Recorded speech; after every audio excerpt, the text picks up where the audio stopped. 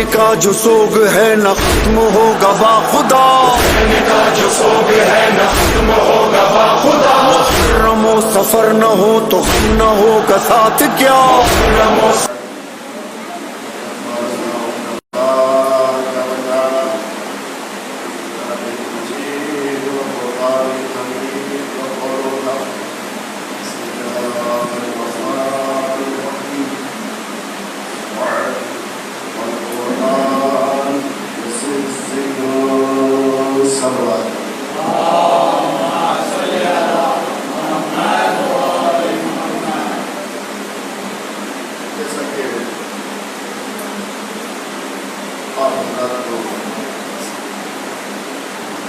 بات کا بہت علم ہے کہ یہ آیت جس کی تلاوت کے شرف میں نے آگے سے کہا ہے اور تعین اور بشعور سامعین کرام کے سامنے کیا ہے۔ یہ آیت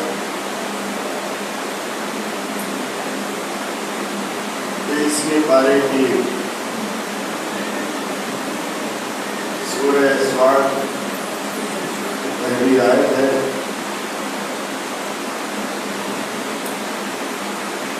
یہ وہ سورہ ہے کہ جو سورہ حروف مقطعات قرآنیہ میں سے ایک حرف سے شروع ہوا ہے کہ جو حرف صاد ہے۔ اس سورہ کو پڑھنے کے لیے میں نے آپ کی خدمت میں پہلی مجلس میں احتیاط کیا تھا کہ نماز شب انسان پڑھے اور پھر نماز فطر جب پڑھے تو نماز فطر میں اس سورے کو پڑھے تو اس کے سامنے سے حجابات ہٹا دیے گئے اور اس کے بارے میں آپ کی خدمت میں کچھ نکات عرض کیے تھے۔ کل آپ کی خدمت میں نے عرض کیا تھا کہ یہ حروف مقطعات قرآنیہ کم سے کم ایک حرفی اور زیادہ سے زیادہ 5 حرفی ہوتے ہیں۔ ایک حرف یا تو ہوگا حروف مقطعات قرآنیہ کا کم سے کم ایک حرف اور زیادہ سے زیادہ 5 حرف، اور یہ جو 5 حرفی ہے اسی حروف مقطعات قرآنیہ جو 5 حرفی ہے اسی میں واقع کربلا کا ذکر ہوا ہے۔ اب آپ کی خدمت میں عرض کیا جائے کہ آج یہ حروف مقطعات قرآنیہ جو ہے سوروں میں آئے ہیں، ان کو حروف مقطعات کہا ہو جاتا ہے۔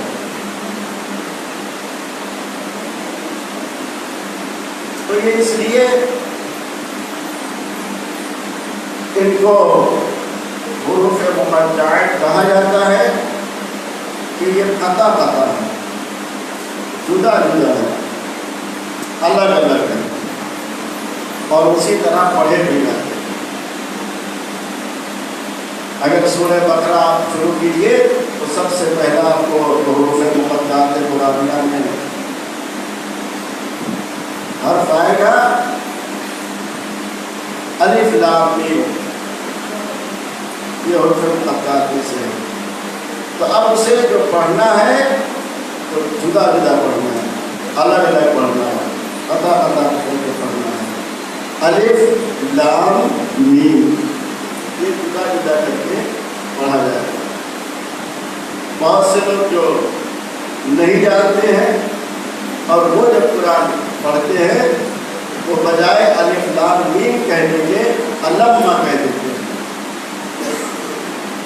زیادہ وہ علما یا علم نہیں بلکہ الف لام میم۔ اسی طریقے سے اور الف لام میم را، الف لام میم صاد، طٰہٰ، یہ جدا جدا کر کے پڑھا جاتا ہے اور یہ اس کا طریقہ بھی ہے، لہٰذا اس کو مقطعات اسی لیے کہا جاتا ہے۔ اور یہ سورہ صاد جو 23ویں پارے میں ہے، اگر سورہ صاد انسان پڑھتا ہے تو اس کا بہت زیادہ ثواب ہوتا ہے، اتنا زیادہ ثواب ہوتا ہے کہ جتنا زیادہ ایک نبی یا رسول کو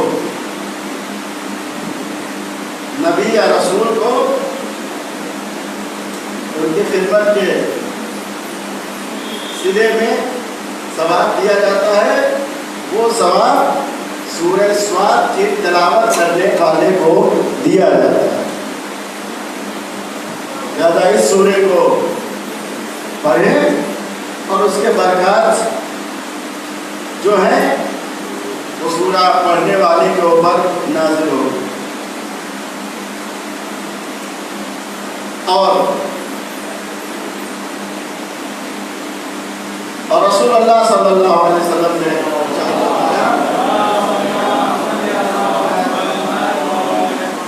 کہ سورہ صاد اگر کسی حاکم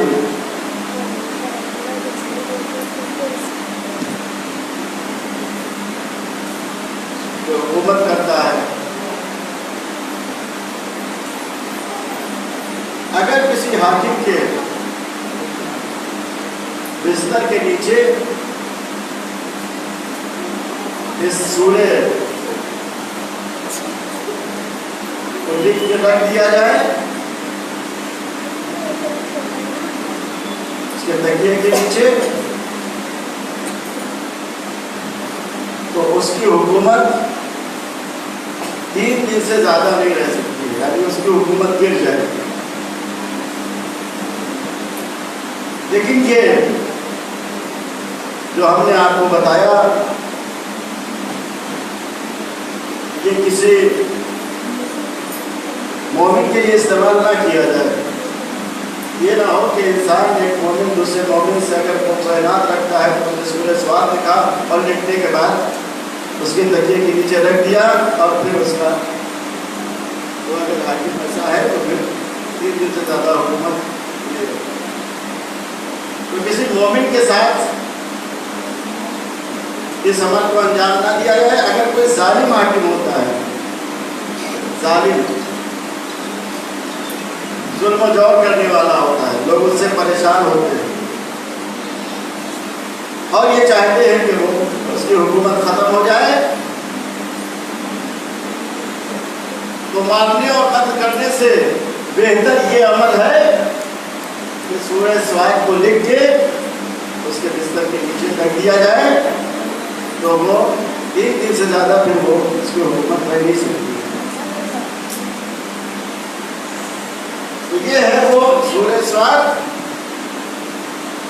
کہ جس کے بارے میں حروف مقطعات قرآنیہ، حروف مقطعات قرآنیہ، اس میں ہماری اور آپ کی تیسری گفتگو ہے کہ جس میں ہم نے آپ کی خدمت میں عرض کیا کہ حروف مقطعات قرآنیہ میں جو حروف مقطعات ہیں ان کو کیوں مقطعات کہا جاتا ہے، کیوں مقطعات کہا جاتا ہے؟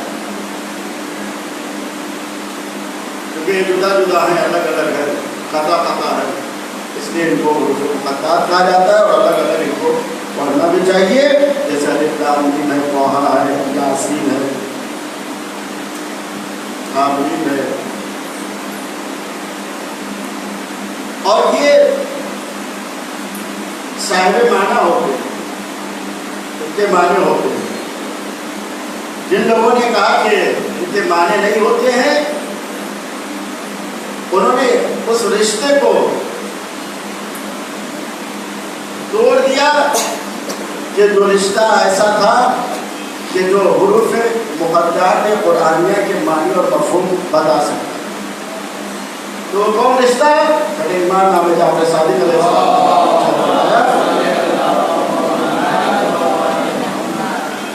والراسخون فی العلم،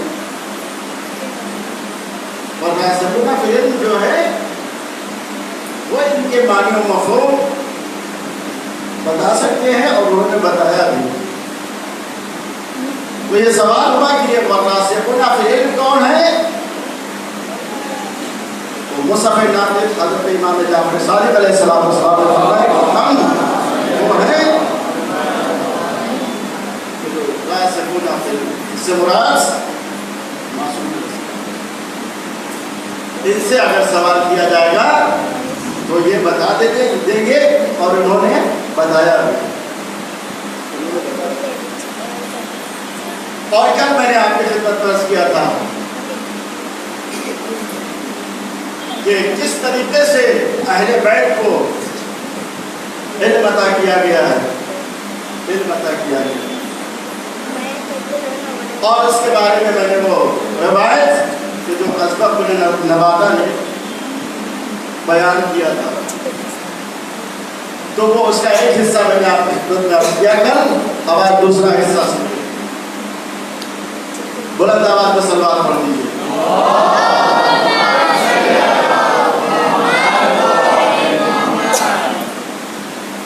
قصبہ بن نباتہ کہتے ہیں کہ جب مولا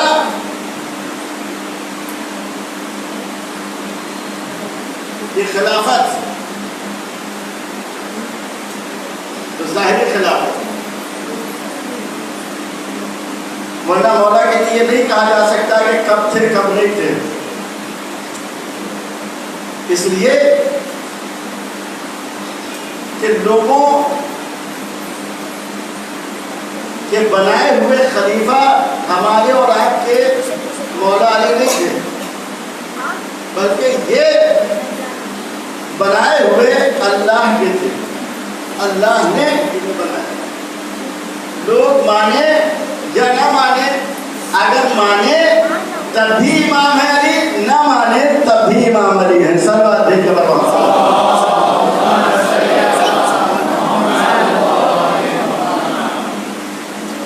اور اگر آپ کی سماعت ایسے ہی رہی کہ جیسے 2 دن سے ہے، تو انشاءاللہ کسی مجلس میں آپ کو بتاؤں گا کہ یہ آج کل جو الیکٹرانک کا دورہ ہے وہ کیوں ہے. موبائل ہینڈ ٹو ہینڈ، ہاتھ سے ہاتھ میں آپ دیکھ رہے ہیں، یہ ہے تو کیوں ہے. جگہ جگہ لیپ ٹاپ اور کمپیوٹر اور ٹیب جیسی چیزیں ہیں تو کیوں ہیں. جگہ جگہ یہ ساری چیزیں آپ جو دیکھ رہے ہیں، بھی لگے ہوئے ہیں، کمپیوٹرس ہیں، لیپ ٹاپ ہیں، ایپس ہیں، ٹیلی ویژن ہے، جو ہے انشاءاللہ کسی مجلس میں آپ کی خدمت میں عرض کیا جائے گا. لیکن وہی ہے کہ آپ کی سماعت ویسے ہی ہونا چاہیے جیسے 2 دن سے ہے. یعنی اگر سننے والا اچھا ہوتا ہے تو سنانے والا بھی اچھا سناتا ہے. لیکن اگر سنانے والا اچھا سنا رہا ہے تو سننے والے کو بھی اسی طرح سننا چاہیے. اس لیے کہ جب کوئی ایک دنیاوی واقعہ انسان بیان کرتا ہے تو کان لگا کے لوگ سنتے ہیں کہ یہ بول کیا رہا ہے، یہ بول کیا رہا ہے. تو ہم صرف دنیاوی واقعات آپ کو نہیں بیان کر رہے ہیں، بلکہ ہم وہ باتیں بتا رہے ہیں کہ جو ائمہ معصومین علیہ الصلوۃ والسلام کی ہیں، ان باتوں کو میں آپ کی خدمت میں عرض کر رہا ہوں. لہذا آپ کی سماج اسی طرح رہنا چاہیے، اور اسی طرح رہنا نہیں چاہیے بلکہ روز بروز ترقی کرنا چاہیے، تنزلی کی طرف نہیں جانا چاہیے. اہل بیت کے چاہنے والے ہیں تو انہیں ترقی کی طرف جانا چاہیے. تو اسبغ بن نوادہ کہتے ہیں کہ جب مولا کا وقت آیا تو وہ اپنے گھر سے نکلے اور انہوں نے ردائے رسول اوڑھا اور رسول کا امامہ لگایا، اور پھر اس کے بعد کفش مبارک رسول پہنی، اور پہننے کے بعد مسجد میں آئے، اور جب مسجد میں آئے تو آن کے ایسے بیٹھے. کل آپ کو بتایا تھا داہنے ہاتھ کی انگلیوں کو بائیں ہاتھ کی انگلیوں سے ملایا، اور ملانے کے بعد اس طریقے سے بیٹھے، بڑے اطمینان سے بیٹھے، بڑے اطمینان سے بیٹھے. جو اس لیے منبر پہ وہ آیا ہے، کل تک جو منبر پہ آتا تھا وہ اور ہوتا تھا، آج جو منبر پہ آیا ہے وہ اور ہے. کل تک جو منبر پہ آتا تھا وہ اور ہے، آج جو منبر پہ آیا ہے وہ اور ہے. آج جو منبر پہ آیا ہے وہ خطیب منبر سمونی ہے، مالک علم لدنی ہے. سب آپ دے کر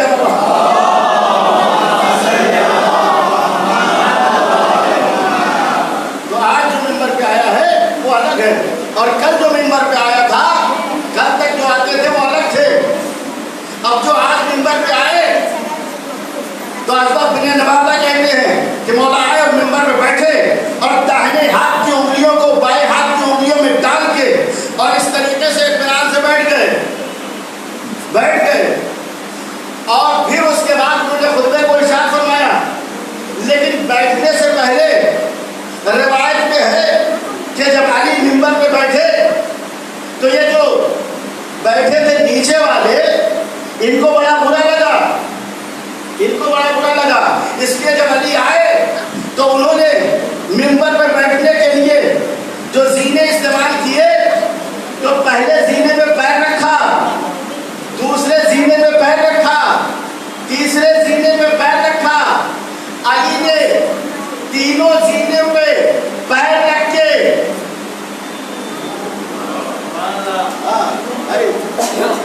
جاگ رہے ہیں نا؟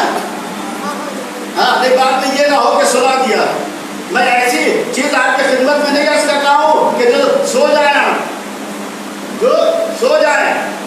ایسی چیزیں میں آپ کے سامنے پیش کر رہا ہوں کہ کمبھکرن جیسا انسان بھی جاگ جائے. جس کا سونا بڑا تو چھوڑے گھر میں نہیں معلوم ہے کہ نہیں ہے؟ اب اس سے زیادہ کوئی وہ تو نہیں ہو سکتا ہے نا.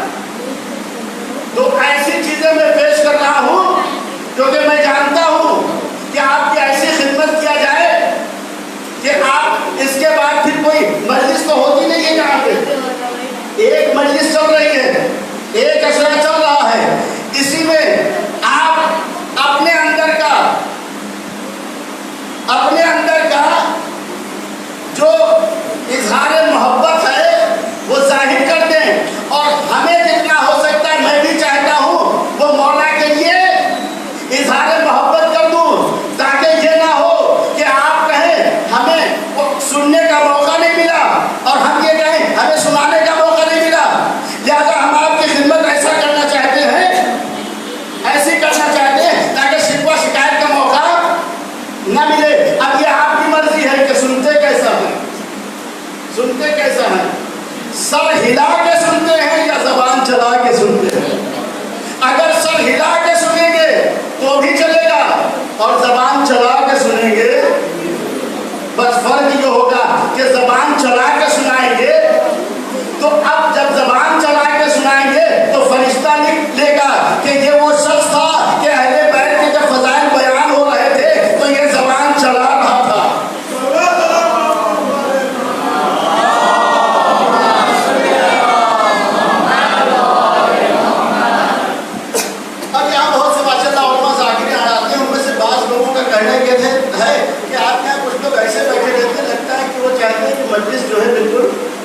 होने वाली हो गई।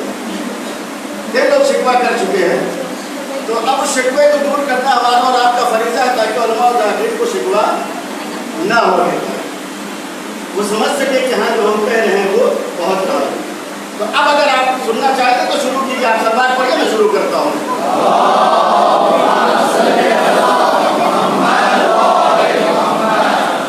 अब देखिए जरा, मिंबर रखा हुआ है, मिंबर पे अली चढ़े, तो अब ऐसे ही नहीं है कि अली ने एक पैर नीचे रखा और फिर जहां बैठना वहां पहुंच गए, बल्कि रिवायत में है अली ने पहले सीने पे कदम रखा, दूसरे सीने पे कदम रखा, तीसरे सीने पे कदम रखा, तीनों सीनों पे अली ने कदम रख के बताया कि देखो पहली जो हुकूमतें थी वो अली के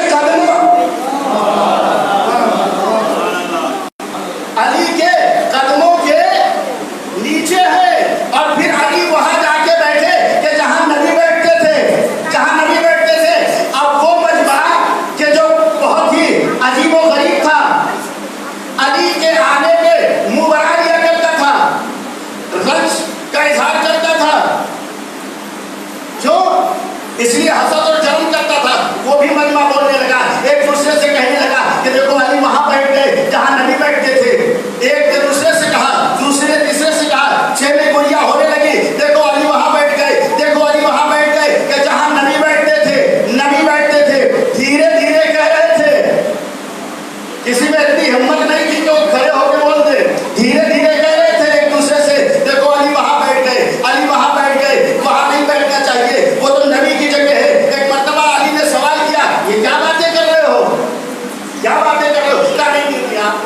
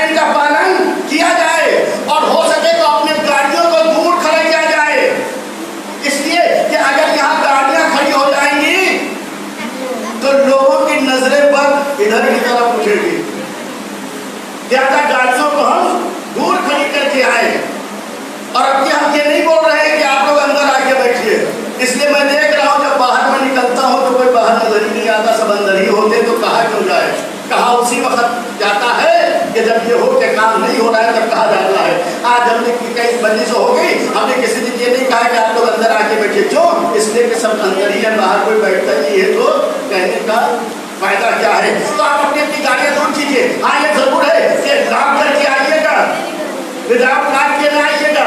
ایسی جگہ کھڑی کیجیے کہ جہاں سے آپ کو یہ ہو, اطمینان ہو کہ صحیح و سالم رہے گی. اس لیے تاریخ نے لکھا ہے, تاریخ نے لکھا ہے, علی مسجد میں گئے نماز کے لیے.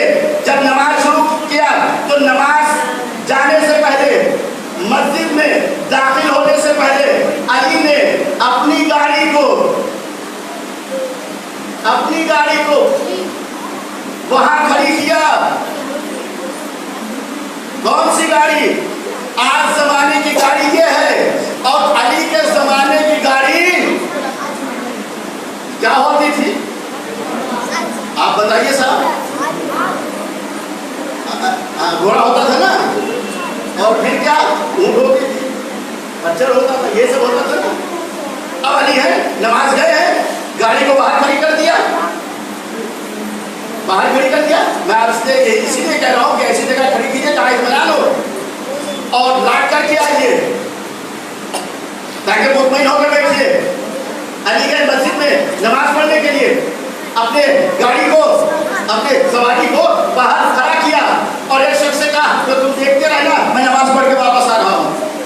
تم دیکھتے رہنا, میں نماز پڑھ کے واپس آ رہا ہوں. علی گڑھ نماز پڑھا, اور نماز پڑھ کے جب علی واپس آئے, جب نماز پڑھ کے علی واپس آئے تو ایک مرتبہ دیکھا کہ گھوڑا تو ہے لیکن زین غائب ہے, زین غائب ہے. اب اگر کسی گاڑی ہو, زین غائب ہو جائے تو تعجب نہ کرنا, تعجب نہ کرنا.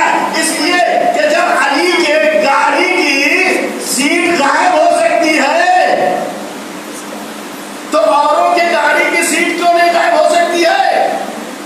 اب روایت میں ہے کہ علی جب نکلے, نماز تمام ہوئی, 2 دینار نکالے, کہا چلو اس غریب کو دے دیں گے کہ جو ہماری سواری کو دیکھ رہا تھا.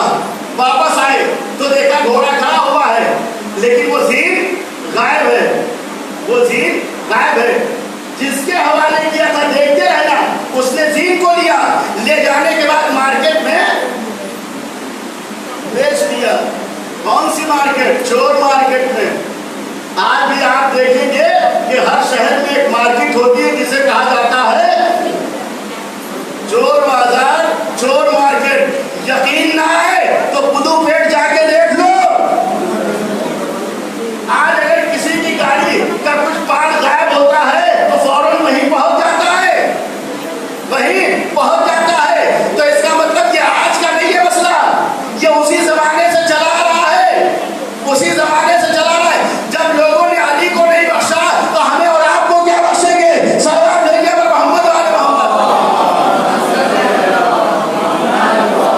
تو اس لیے یہ نہ مولانا نے کہا تھا گاڑی وہاں کھڑی کی ہے, ہم نے کیا اور یہ نقصان ہو گیا. نہیں, ایسی جگہ کھڑی کیجیے کہ جہاں پہ آپ کو اطمینان ہو کہ ہاں صحیح و سالم رہے گی.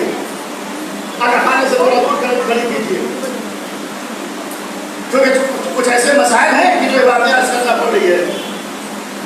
تو اب آپ کی خدمت میں عرض کیا جائے, مولانا نے 2 دینار نکالے, کہا چلو اسے دے دیں گے. آئے تو دیکھا گھوڑا ہے, زین غائب ہے, گھوڑا ہے, زین غائب ہے.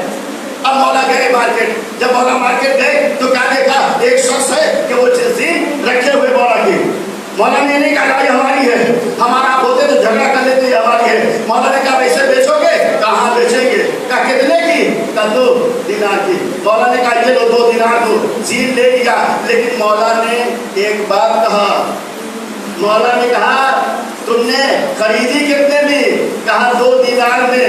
مولا نے یہ فرمایا, مولا نے یہ فرمایا کہ اس کی قسمت میں 2 ہی دینار تھے, میں بھی 2 ہی دینار دینے کے لیے آگے بڑھا تھا.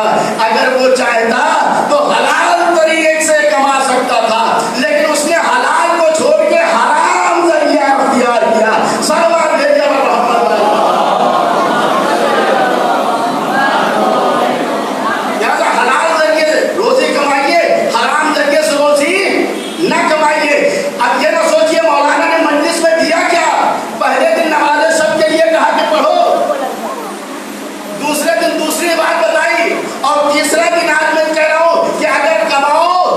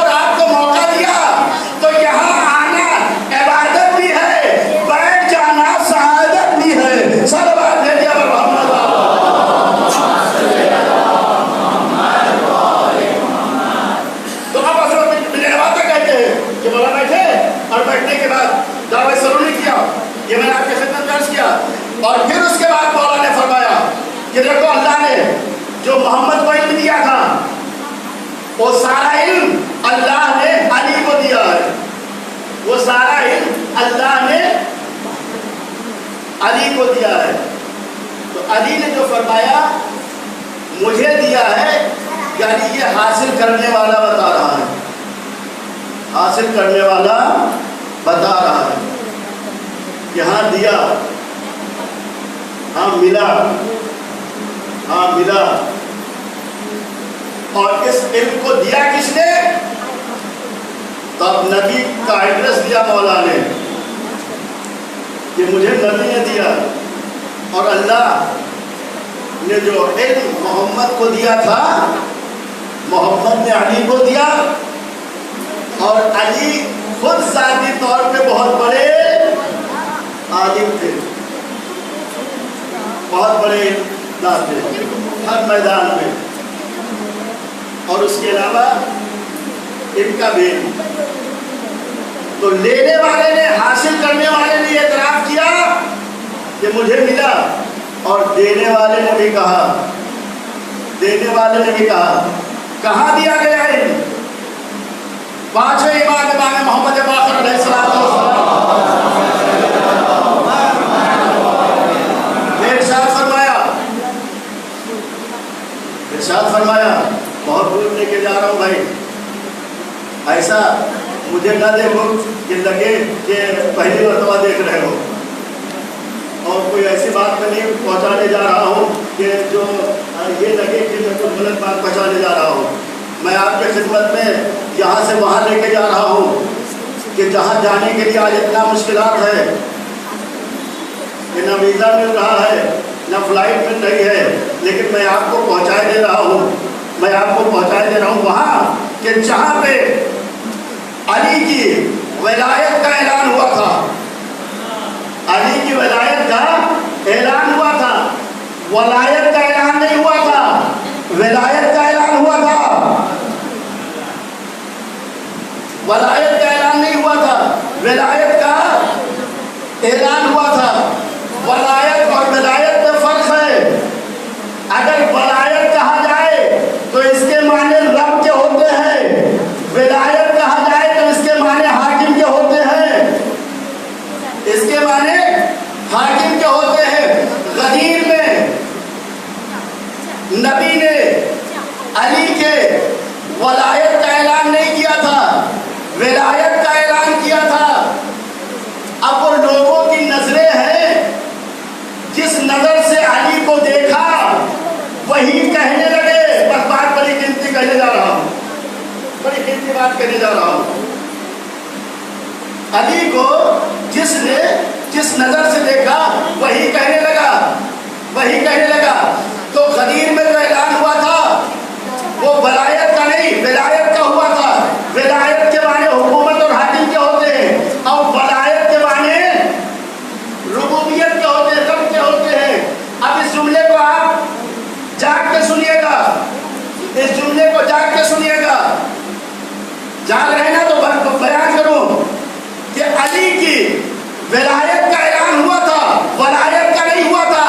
لوگوں کی نظریں ہیں، جیسی نظر ویسے انہوں نے علی کو مانا. مومنین کی جب نظر پہنچی علی میں تو علی کی ولایت کو مانا اور علی کو اپنا حاکم مانا، علی کو اپنا حاکم مانا.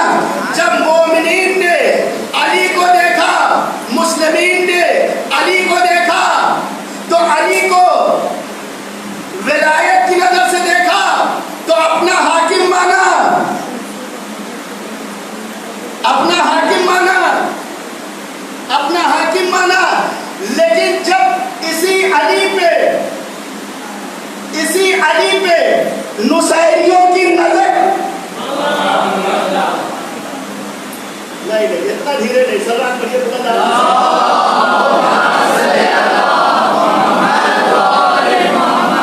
زیادہ دیر کی زحمت نہیں، بہت کم ٹائم کی زحمت ہے آپ کو، اور اس میں جو آپ کے اندر گڑ پائے جاتے ہیں وہ نکال دیجیے، ورنہ یہ نہ ہو کہ آج کا دن چلا جائے گا اور ہم کچھ نہیں خدمت کر پائے.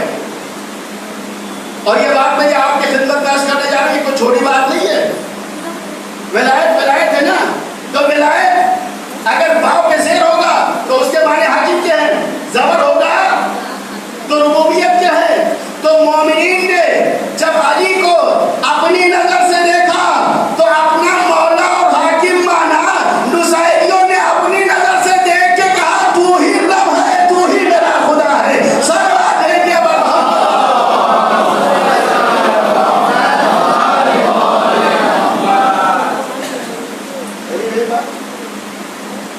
بات ہے؟ یہ نظریں سب کی الگ الگ.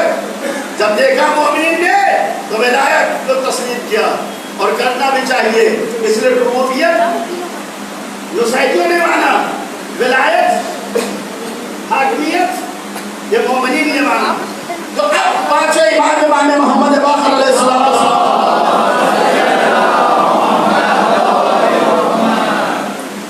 آپ نے فرمایا کہ علی غدیر خم میں صرف علی کی ولایت کا اعلان ہی نہیں ہوا ہے. مجمع بھرا ہوا تھا, 1.25 لاکھ حاجیوں کا مجمع تھا, صرف علی کی ولایت کا ہی اعلان نہیں ہوا ہے بلکہ علی کے علم کا بھی اعلان ہوا ہے. علی کے علم کا اعلان ہوا. یہ کون کہہ رہا ہے؟ یہ پانچویں امام محمد باقر علیہ السلام. آپ نے فرمایا کہ غدیر خم میں صرف یہی نہیں کہ علی کی ولایت کا اعلان ہوا بلکہ علی کے علم کا بھی اعلان ہوا. نبی نے فرمایا یا ایھا الناس, اے لوگوں دیکھو, اولین اور آخرین جو بھی علم ہے, جو پہلے ہو چکا, جو بعد میں ہو چکا, کوئی ایسا نہیں ہے کہ جو علم اللہ نے ہمیں نہیں دیا ہے. ہمیں اللہ نے اولین کا بھی علم دیا ہے, آخرین کا بھی علم دیا ہے, کل کیا ہونے والا ہے اس کا بھی علم دیا ہے, کل کیا ہو چکا ہے اس کا بھی علم دیا ہے. ساری چیزوں کا علم اللہ نے مجھے دیا ہے اور میں سارا علم ٹرانسفر کر رہا ہوں علی کی ذات میں.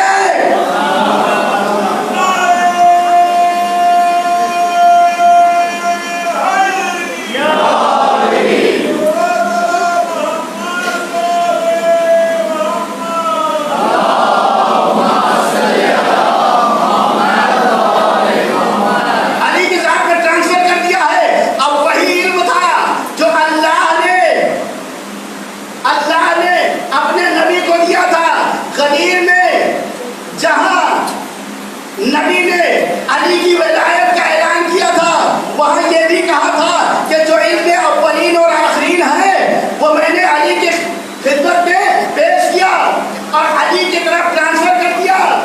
اب علی جب منبر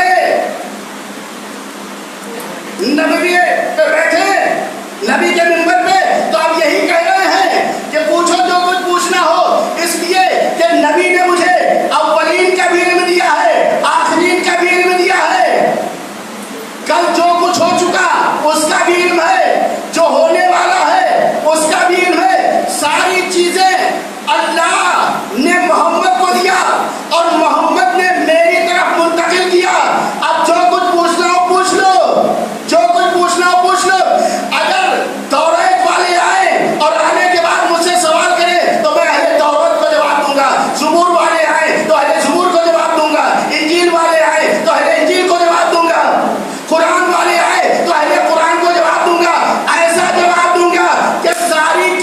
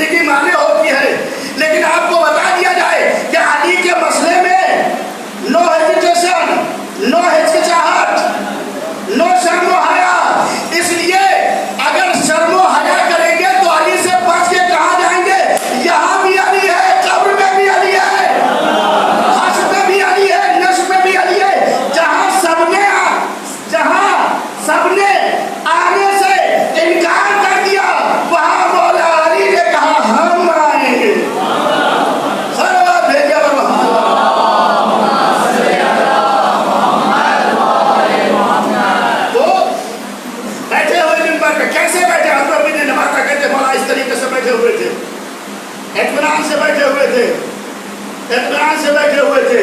اس سے پہلے آتے تھے لوگ اطمینان سے نہیں بیٹھتے تھے. جو آپ نے سنا ہوگا کہ چور کی داڑھی میں، سمجھ رہے ہیں، داڑیاں اسی لیے بڑھائی جا رہی ہے آج کل، حالانکہ زیادہ داڑھی بڑی نہیں ہونا چاہیے، اتنا رکھے کہ جتنا چل سکے. تو آپ سب ڈر رہے تھے، لیکن آئے علی تو اس طرح اطمینان سے بیٹھے. کیوں؟ اس لیے کہ علی وہ ہے کہ جس سے علم کے چشمے پھوٹتے ہیں، علم کے چشمے پھوٹتے تھے تو بولتے تھے جو پوچھنا ہو پوچھ لو اس سے پہلے کہ مجھے کھو دو. اس لیے اللہ نے محمد کو جو علم دیا ہے اولین و آخرین کا، وہ سب میرے اندر پایا جاتا ہے، لہٰذا مجھ سے پوچھو تو میں بتاؤں گا. تو جس طریقے سے بس وہ گفتگو تمام ہو گئی، جس طریقے سے علی نے سارے مسائل حل کیے. اگر اسی علی سے سوال کیا جائے کہ علی یہ بتاؤ کہ حروف مقطعات قرآنیہ جو سورے کے شروع میں آئے ہیں ان کے معنی بتاؤ، تو علی بتا دیتے.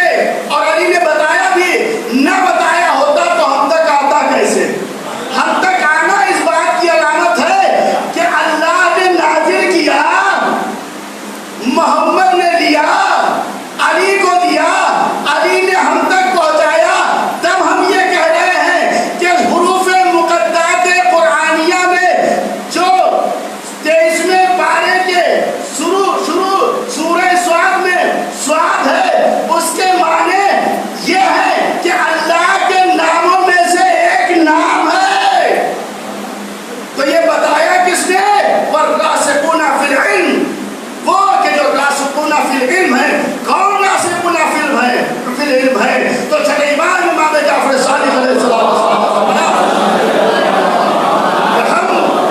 ہم راسخون فی العلم ہے، ہم سے دریافت کرو تو ہم تمہیں بتا دیں گے. تو پوچھنا ہے تو ان سے پوچھو. اس لیے یہ وہ ہیں جو ساری چیزوں کا علم رکھتے ہیں. اور یہ ہم اور آپ نہیں کہہ رہے ہیں، بلکہ قرآن کہہ رہا ہے. قرآن کہہ رہا ہے کہ ہر چیز کا علم ہم نے دیا ہے اسے انہیں چاہتا معصومین علیہ السلام ان سے پوچھو. اور صرف علم ہی نہیں دیا ہے بلکہ ہر چیز کا کنٹرول بھی ان کے ہاتھ میں ہے. قرآن کی روایت میں ہے کہ ایک شخص مولا امیر المومنین علی بن ابی طالب علیہ السلام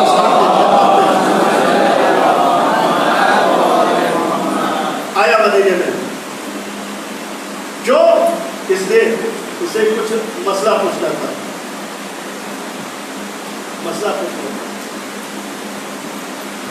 تو مسئلہ پوچھنا تھا تو کسی اور کے در پہ نہیں گیا.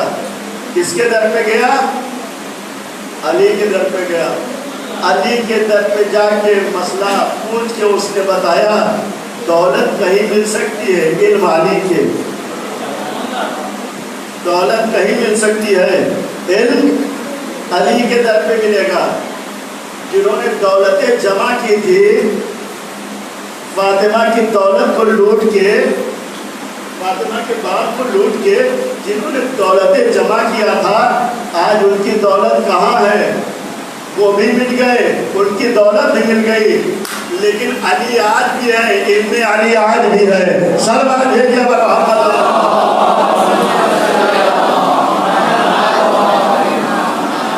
بس ہو گئی آپ کی خدمت.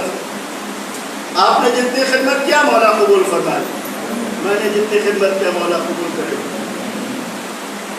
تو وہ شخص آیا اور آنے کے بعد مسئلے دریافت کیے، اور دریافت کرنے کے بعد اس نے کہا کہ دو چھوٹے چھوٹے بچے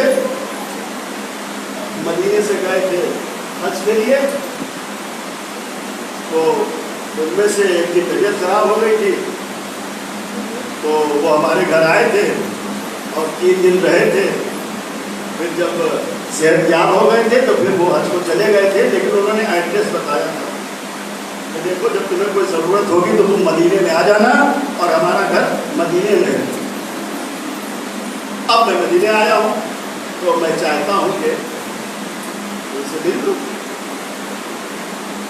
تو مولانا نے فرمایا ایڈریس کیا بتایا تھا؟ کیا پتہ بتایا؟ تو ان کا یہی پتہ بتایا تھا. کہا کیسے دیکھا تو بیمار ہو گئے. تو مولانا نے فرمایا کہ وہ کوئی نہیں تھا بلکہ وہ ہمارے فرزند ارجمند امام حسن اور امام حسین علیہ السلام.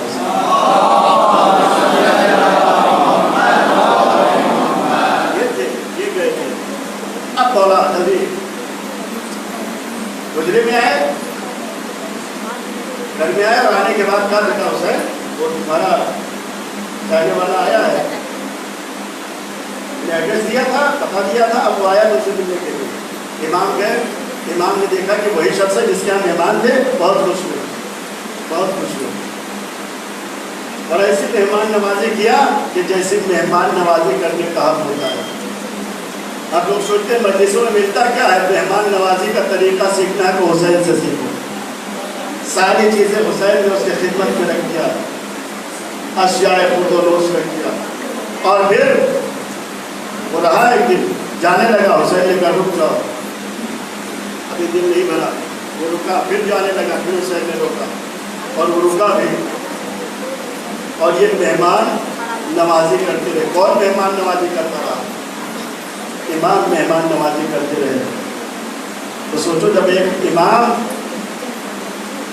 مہمان نوازی کرتے ہیں اور مہربانی بہت اچھی طرح نبھاتے ہیں اپنے مہمانوں کے ساتھ, تو اب اس سے درس لینا چاہیے کہ کس طریقے سے ائمہ نے میزبانی کی, مہمان نوازی کیا. اسی طریقے سے ائمہ کے چاہنے والوں کو بھی چاہیے کہ ان کے گھر مہمان آئے تو اچھی طریقے سے میزبانی کرنا چاہیے. دیجیے جناب چلنے لگے تو حسین نے کہا تھا ٹھیک ہے صاحب, کہا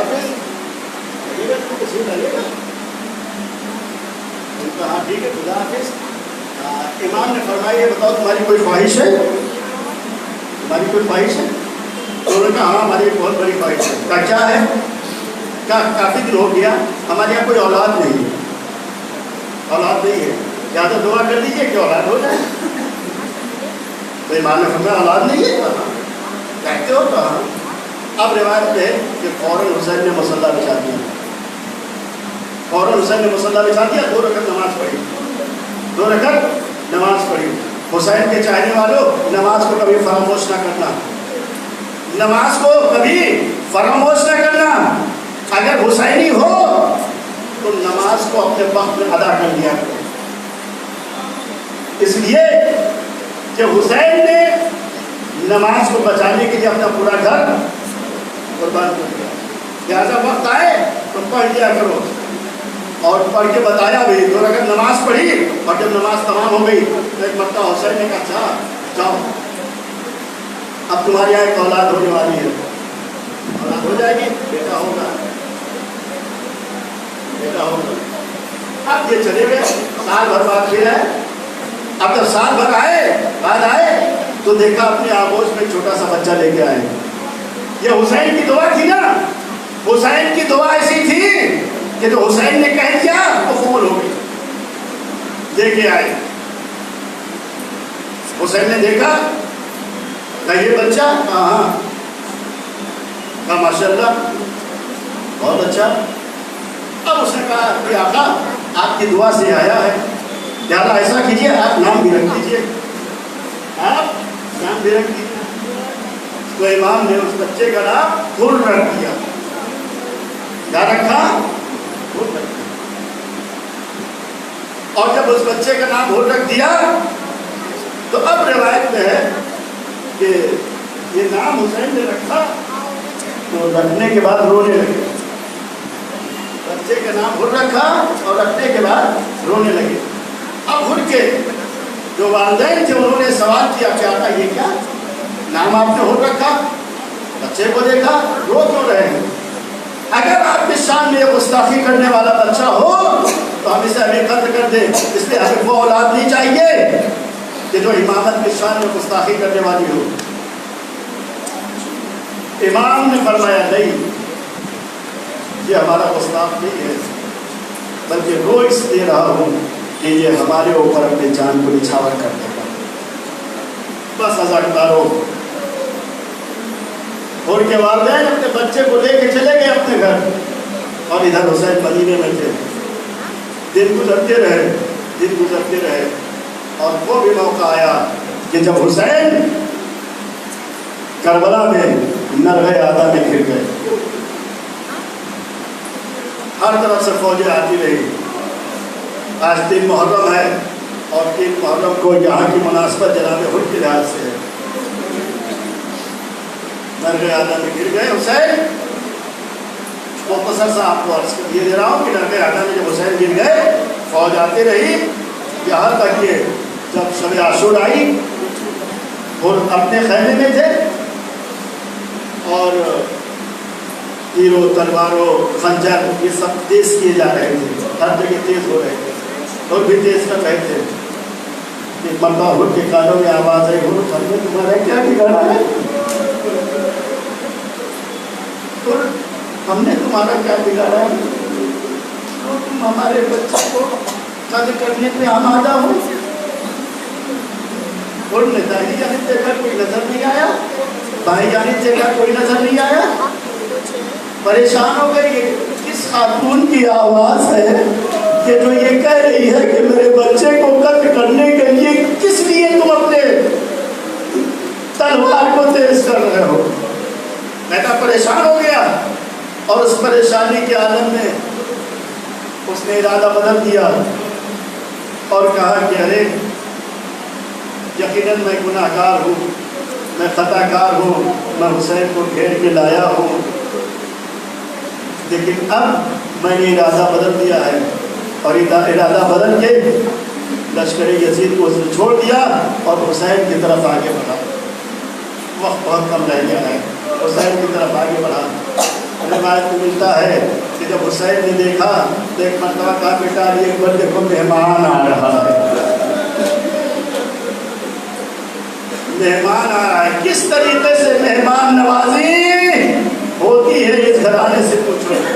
روایت میں ملتا ہے اکبر آگے بڑھے، حسین آگے بڑھے، عباس آگے بڑھے اور حر امام کی خدمت میں آئے، امام کی خدمت میں آئے اور آنے کے بعد کہتے ہیں آقا کیا میری خطا معاف ہو سکتی ہے؟ امام نے یہ نہیں فرمایا حر تمہاری خطا معاف ہے، اگر یہ کہہ دیتے تو یہ ہوتا کہ وہ خطا کار تھا۔ امام نے فرمایا حر تم تو میرے بھائی ہو، آؤ آؤ، کہا حسین نے اور پھر رونے لگے۔ اور کہتا ہے کہ جب حسین نے مجھے بھائی کہا پھر میں نے اپنے چہرے کو حسین کی طرف اٹھایا۔ اب جب میں نے دیکھا تو حسین کی آنکھوں سے آنسو جاری ہے، حسین کی آنکھوں سے آنسو جاری ہے۔ حسین نے کہا کہ اے حر تم ایسے وقت پہ آئے ہو کہ ہمارے پاس ایک قطرہ آب بھی نہیں ہے کہ تو میں تمہیں پلا سکوں، لہذا حر مجھے معاف کرنا، بہت ہزاروں وقت کم ہے، لہذا آپ کی خدمت میں عرض کروں کہ مختصر سی روایت عرض کروں اور پھر اس کے بعد آپ کی زحمت تمام۔ ایک مرتبہ حر نے کہا آقا میں اپنے آپ کے بارے میں سوچتا ہوں کہ آپ کو جو میں گھیر کے لایا، آپ یہاں کربلا میں آئے، آپ کے اوپر پانی بند ہوا، آپ کے اوپر یہ تکلیفات، یہ زحمات، یہ مصائب جو ہو رہے ہیں اس کی ذمہ دار کہیں نہ کہیں میں ہوں، لہٰذا میں یہ چاہتا ہوں کہ میں اپنے آنکھوں سے اپنے بیٹے کو آپ کے اوپر قربان ہوتے دیکھوں، لہٰذا یہ ہمارا جوان بیٹا ہے، یہ بھی تو آیا ہے، اسے میدان میں بھیجیے، میدان میں بھیجیے۔ اللہ اکبر۔ حسین نے کہا تم تو ہمارے مہمان ہو بھی ٹھہرو۔ اس نے کہا نہیں آقا میں نہیں ٹھہر سکتا، میں یہ چاہتا ہوں کہ میں اپنے آنکھوں سے دیکھوں کہ میرا بیٹا کس طریقے سے آپ کے اوپر جان نچھاور کرتا ہے۔ بازار روایت میں ہے کہ اب یہ حر کا بیٹا گیا اور جانے کے بعد اس نے بڑی شان سے جنگ کیا، لیکن کسی نے اس طریقے سے وار کیا کہ حر کا بیٹا گرا، حر کا بیٹا گرا۔ اب جب حر کا بیٹا گرا تو حر دوڑے، کوئی عام آدمی نہیں تھے، بڑے شجاع بہادر تھے، اور شجاع بہادر کا بیٹا تھا، دوڑے۔ کیوں دوڑے؟ اس لیے دوڑے کہ کہیں میرے بیٹے کے سر کو کاٹ نہ لیا جائے، کاٹ نہ نہ لیا جائے، اس لیے کہ ایک بہادر کا بیٹا تھا، ایک شجاع کا بیٹا تھا، کاٹ نہ لیا جائے، اور اسے بےدبی سمجھا جاتا تھا کہ کسی کے سر کو کاٹ لیا جائے، اسے بےدبی سمجھا جاتا تھا۔ وہ کہتے میں دوڑا اور دوڑتے ہوئے جب اپنے بیٹے کے قریب پہنچا، بیٹے کے لاشے پہ قریب پہنچا، تو میں نے کیا دیکھا کہ ہم سے پہلے حسین پہنچ گئے ہیں۔